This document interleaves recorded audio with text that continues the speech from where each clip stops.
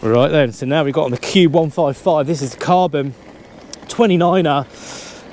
This is a much more fitting bike. This is the large. So again, I think we need to go for larges all day. 510 upwards now. With the geometry these days, large is where it's at.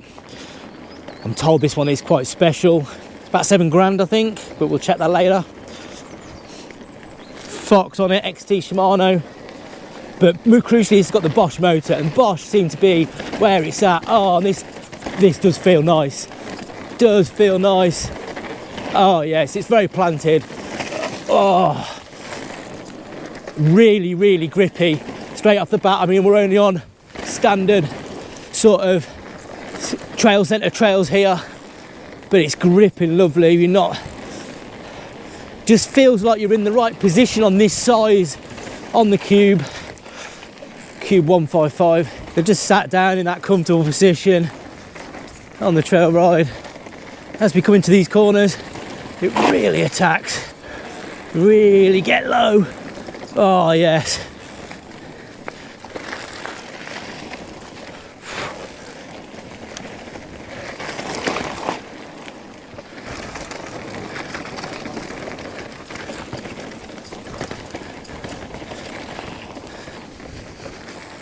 We take it off train, something a bit more technical. We're straight into this rock garden. Absolutely handles it lovely. We're just going to go back up these little short climbs.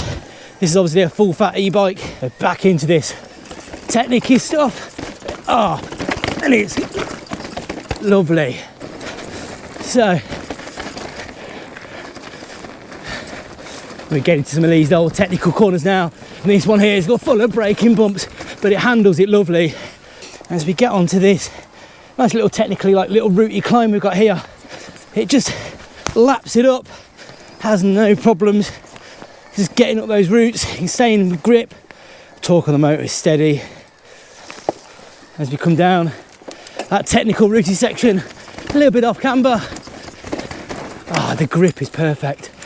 So if you're liking this video and you're liking this review, please go check the link in the description below. I've got a link to Leisure Lakes bikes. They've been great. They've allowed me to come today, test all these bikes out, check everything out. I'm going to put a link in the description, so if you're interested in buying one of these bikes or knowing more, you can go click on that link and test those bikes. And whilst you're there, hit that like button and subscribe, because we're going to do more content like this and more reviews, and you don't want to miss out. And I don't want to get in the way of people riding their bikes on this demo day. It's absolutely ace. How's it going? You all right? Yeah, not too bad, thanks. All good.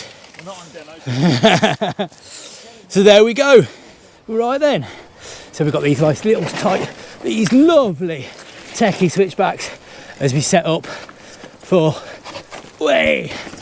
So we're back on the trail now, and this Cube, it's a really agile bike. Considering this is a full fat bike, full fat, full battery. It's not a half battery, a half fat one, and it actually handles a lot like the white e-bike that I tested earlier. Obviously it's carbon, so that helps. The torque range on the Bosch motor is lovely. I do love the Bosch motors and the Bosch system on the e-bikes.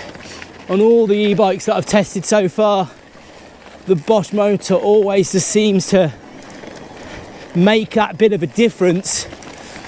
But just as we're cruising around these berms here, a nice afternoon, loads of people testing bikes, loads of people riding, saying hello. So let's have a little look at this beauty and go over some of the basics. It's the Cube Stereo Hybrid 155, 155mm of travel, as you might expect. Carbon fibre frame, FSP 4-link suspension system. Let's have a look at what it comes with then. So it's got the Fox 38 float factory forks up front, 160mm of travel. The whole bike comes in boost. It's got the rear Fox Flow X2 factory shock. When it comes to the power unit, we're talking the Bosch drive unit, and it's got a 750 watt battery with a 85 newton meters of torque on the motor.